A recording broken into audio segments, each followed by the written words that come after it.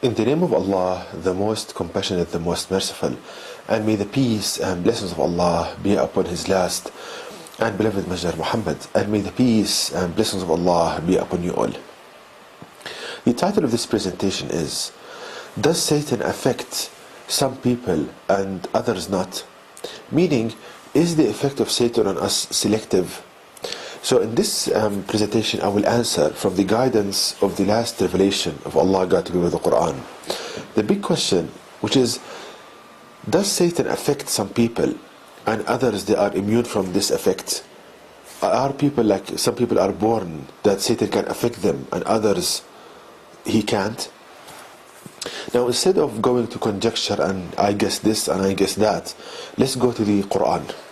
And in the Quran, in chapter 2, verse 168, Allah God Almighty states the following. This is the translation.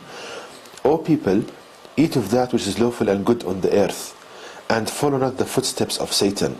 Verily, he is to you an open enemy. So if we ponder upon this verse, we see that Allah says here, O people. So He's addressing all people, not a selected few. Eat of that which is lawful and good on the earth, and follow not the footsteps of Satan. Verily, he is to you an open enemy. So the answer to this question, is the effect of Satan on us selective? The answer is no. Satan affects all people with the same power, with the same degree of influence. So that is the answer from the Quran. Now, in order to understand this more and to see the practical applications of this in our life, we need to understand how does Satan affect each and every one of us. So we learn from the Quran that no one is immune from this. Now, if we go to the Quran, Allah teaches us in one verse how does Satan affect us, the scientific way of how Satan affects each and every one of us. And we learn this by pondering upon verse number 4 of chapter 114 of the Quran, which reads, From the evil of the whisperer who hides. So Allah is teaching us here that Satan, and we learn from the Quran that each and every one of us has a companion devil, meaning that when you are born, there is a devil assigned to you at birth, and it stays with you till death, and no one is immune from this.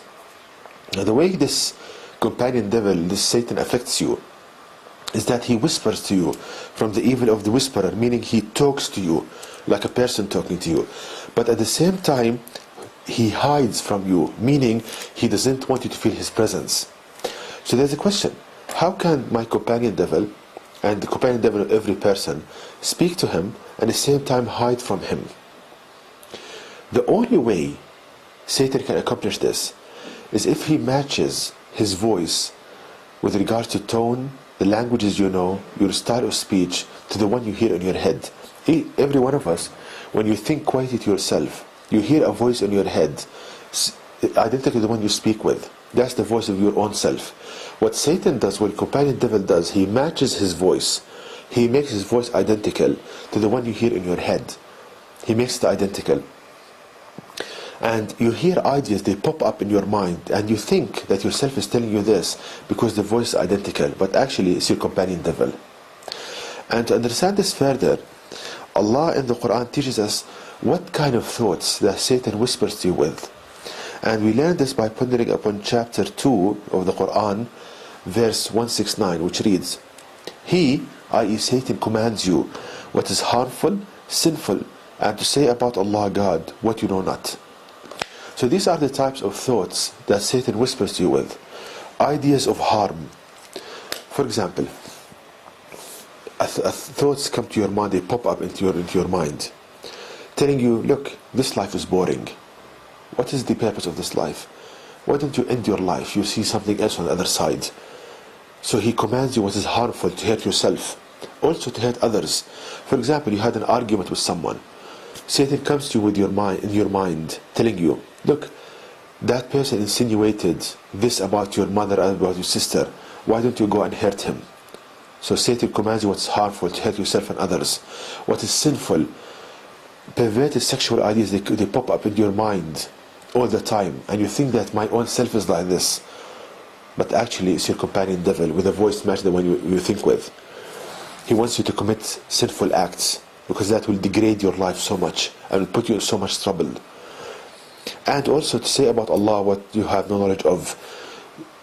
ideas pop up in your mind, insulting Allah God Almighty, insulting Muslims, insulting Prophet Muhammad, and you think that you are so clever, you think that yourself is telling you this. Well, actually, you are deceived by Satan, by your companion devil, matching the voice you think with.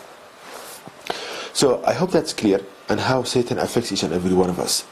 Now, the difference between people is how they respond to these thoughts. Now, no one, as I said, is immune from this. We all hear these thoughts. Now, the question is, what is the difference? The difference comes in the response, how people respond to these thoughts. And we learn from the Quran that there are two major responses to these ideas. The first one, if you are a person having good moral values, you are a good person in your manners, the response is the following.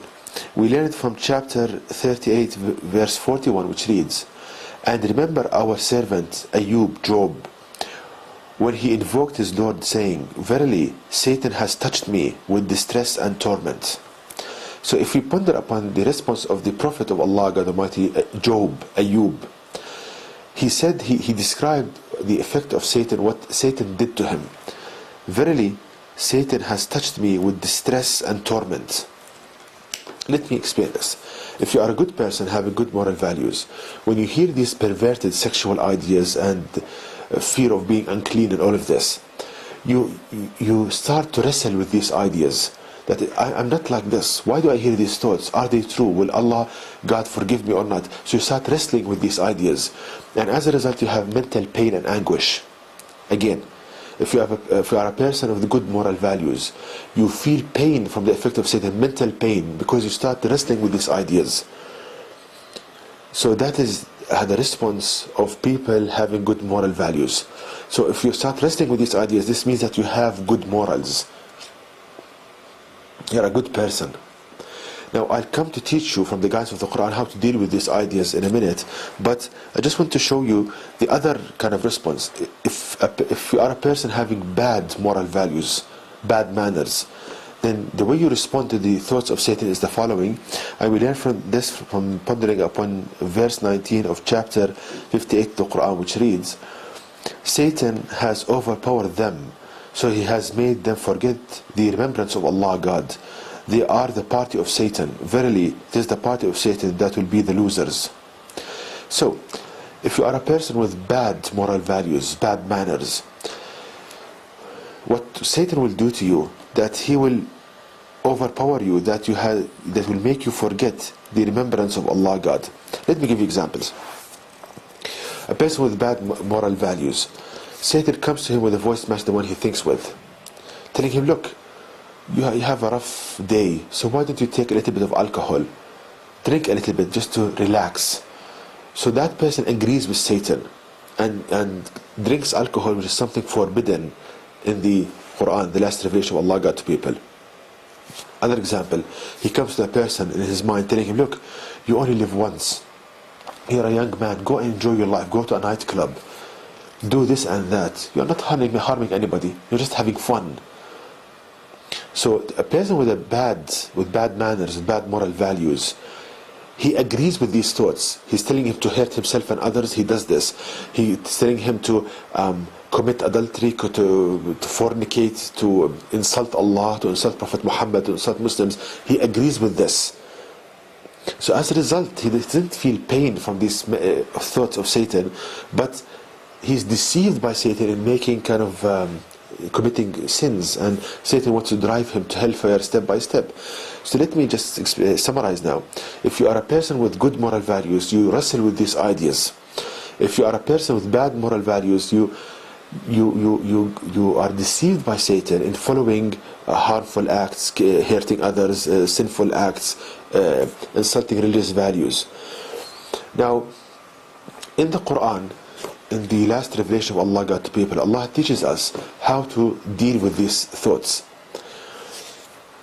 And that will benefit both parties, people with good moral values, and will be a way, Allah God willing, for the people with bad moral values to be guided.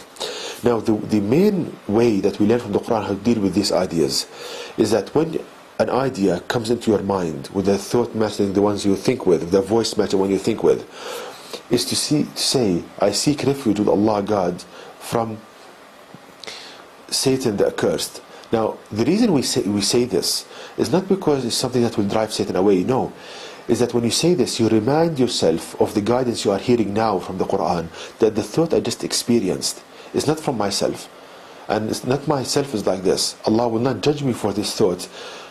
Allah will not judge me for this thought because it's not from myself, it's from my companion devil. When you know this, you have a calm, you will be calm, you will be, you start feeling comfort and relief, because now you know the thoughts of the source of these ideas, and there's not from myself. So how Allah will judge me for them? It's not myself is telling me this. So you just start ignoring these thoughts, and you will focus, you'll get focused, more focused, and you get more productive in your life. Instead of wasting your energy resting with these ideas, you just start ignoring them. At the beginning it's not that easy, but it will get easier with time. Start ignoring them and focus on your life. Now, a person with bad moral values, when he realizes that he's deceived by Satan, Allah God willing, will start taking actions of not agreeing with these thoughts that come to his mind, convincing him to go to nightclubs and to drink alcohol and to fornicate and to cheat and to hurt other people. He will start rectifying his way and following, Allah God willing, the guidance of Allah God in the Quran.